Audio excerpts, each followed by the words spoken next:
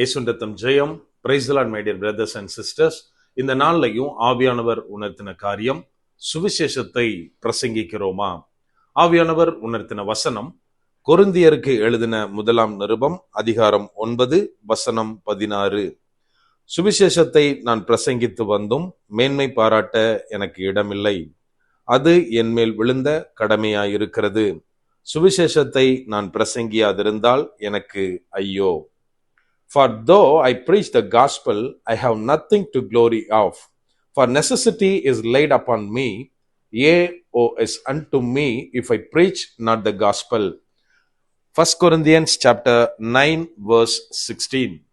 எனக்கன்மானவர்களே, இந்த இடத்துல அப்போஸ்தலனாகிய பவுல் சொல்லுகிறார், சுவிசேஷத்தை நான் பிரசங்கிச்சாலும் சரி, நான் அதை குறித்து மேன்மை பாராட்டுகிறதற்கு ஒன்றும் கிடையாது. இன்னும் சொல்றாரு, சுவிசேஷத்தை பிரசங்கிக்கிறது என் மேல விழுந்த கடமையா இருக்குது. ஒருவேளை அந்த சுவிசேஷத்தை நான் பிரசங்கிக்காவிட்டால் எனக்கு ஐயோ அப்படின்னு இந்த இடத்துல சொல்லுகிறார். நாம் இந்த நாட்களில் இயேசுவை குறித்த சுவிசேஷத்தை பிரசங்கிக்கிறோமா? நம்ம கொஞ்சம் யோசித்து பார்க்கணும். அதாவது முதலாவது இந்த இடத்துல அவர் 3 காரியங்களை குறித்து குறிப்பிடுகிறார். முதலாவது சொல்றாரு, நான் எந்த விதத்திலும் மேன்மை பாராட்ட கூடாது, முடியாது அப்படின்னு சொல்றாரு. உதாரணமா, நமக்கு யாராவது ஒருத்தர், நம்ம ஃப்ரெண்ட்ஸோ ரிலேட்டிவ்ஸோ ஒரு விலை உயர்ந்த ஒரு கிஃப்டை கொரியர் பண்றாங்க அப்படின்னா நாம அதை பெற்றுக்கொள்வோம், த்ரூ கொரியர். இந்த இடத்துல ஒருவேளை கொரியர் பாய் இந்த விலை உயர்ந்த கிஃப்டை கொண்டு வந்தது நான் தான், சோ இதோட கிரெடிட் எனக்கு தான், நீங்க எனக்கு தான் இதுக்கு உண்டான எல்லா கிரெடிட்டும் கொடுக்கணும் அப்படின்னா அது கரெக்டா? இல்ல, மாறாக அந்த கிஃப்டை எனக்கு யார் அனுப்புனாங்களோ அவங்க தான் அந்த கிரெடிட்டுக்கு உரியவர்கள். இதை போலத்தான் இன்னைக்கு தேவன் வார்த்தையை தருகிறார். பிரசங்கிக்கிறவர்கள், ஊழியக்காரர்கள் வார்த்தையை டெலிவர் பண்றாங்க.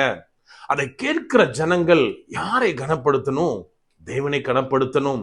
மாறாக அநேக நேரத்தில் டெலிவரி பாய் மாதிரி இருக்கிற ஊழியக்காரர்கள் அந்த கணத்தை பெற்றுக்கொள்ளுகிறோம். நம்ம நல்லா ஒண்ணு புரிஞ்சுக்கணும், பெருமை பாராட்டுதல் தேவனுக்கு அருவருப்பான காரியம். அப்போஸ்தலருடைய நடபடிகள் 12வது வசனத்தை எடுத்துக்கொண்டால், இங்கே ஏரோது ஜனங்களுக்கு பிரசங்கிக்கிறான். இங்க என்ன நடக்குது அப்படின்னா, கர்த்தருடைய சத்தம்னு ஜனங்கள் ஆர்ப்பரிக்கிறாங்க. அப்போ கர்த்தருக்கு அந்த மகிமை செலுத்தாமல் ஏரோது எடுத்துக்கொண்டபடியால் கர்த்தருடைய தூதன் அவனை அடித்தான், அவன் புழு புழுத்து இறந்து போனான் அப்படி நம்ம வாசிக்கிறோம். சோ நம்ம மிகுந்த ஜாக்கிரதையோடு இருக்க வேண்டும். இந்த மாதிரியாக கர்த்தரிடத்தில் அடி வாங்காதபடிக்கு, பெருமை பாராட்டி தேவனுக்கு எதிர்த்து நாம் நின்று போகாதபடிக்கு நம் மிகுந்த ஜாக்கிரதையோடு இருக்க வேண்டும். அடுத்ததாக அவர் சொல்லுகிறாரு, இந்த சுவிசேஷம் அறிவிக்கிறது என் மேல விழுந்த கடமை. நம்ம எத்தனை பேர் இதை பண்ணுகிறோம்? மத்தேயு எழுதின சுவிசேஷம் அதிகாரம் 28 லாஸ்ட் வசனங்களை நம்ம வாசித்தா தெரியும். இயேசு கிறிஸ்து கடைசியா சீசர்களுக்கு கொடுக்கிற வார்த்தை என்ன? நான் சொன்ன உபதேசித்த எல்லா காரியங்களையும் நீங்க எல்லா ஜாதிகளுக்கும் பிரசங்கியுங்கள், அறிவியுங்கள், அவர்களும் கை கொள்ளும்படி அப்படின்னு சொல்றாரு. அப்படியானால் இயேசு கிறிஸ்துவை குறித்த சுவிசேஷத்தை நாம் அறிவிக்கும் போதுதான் இயேசுவை அன்பு செய்கிறவர்களாக, அவர் சொன்ன கட்டளைகளை பின்பற்றுகிறவர்களாக, கீழ்ப்படுகிறவர்களாக நம்ம இருப்போம். நம்ம எத்தனை பேர் அதை செய்கிறோம்? அதாவது சுவிசேஷம் அறிவிக்கிறது ஒரு ஆப்ஷனல் கிடையாது, இட்ஸ் a mandatory thing. இது நமக்கு நினைவு இருக்கிறதா? நம்ம யோசிக்கணும். கடைசியாக சொல்லுகிறார் அப்போஸ்தலனாகிய பவுல், ஒருவேளை சுவிசேஷத்தை நான் அறிவிக்காவிட்டால் எனக்கு ஐயோ அப்படின்னு. என்னோட பைபிள் காலேஜ் டீச்சர் எப்பவுமே ஒரு வார்த்தையை சொல்லுவாரு, நாம சுவிசேஷம் அறிவிக்கணும். ஒருவேளை நாம அறிவிக்கல அப்படின்னா, கிறிஸ்துவை பற்றிய சுவிசேஷத்தை பிறருக்கு நம்ம அறிவிக்கல அப்படின்னா, நம்முடைய 3ஆம் 4ஆம் தலைமுறை கிறிஸ்தவத்திலிருந்தே வெளியில போயிருவாங்க, கிறிஸ்துவை குறித்து அறிவில்லாதவர்களாய் ஆயிடுவார்கள்னு. இன்னைக்கு நம்ம அநேகரை பார்க்க முடியும். நல்ல அம்மா அப்பா கிறிஸ்தவர்கள் தான், கிறிஸ்தவத்திலே ஊறினவர்கள் தான், பரம்பரையாக கிறிஸ்துவை பற்றி கொண்டு வாழ்ந்தவர்கள் தான். ஆனால் பிள்ளைகளுடைய நிலை என்ன?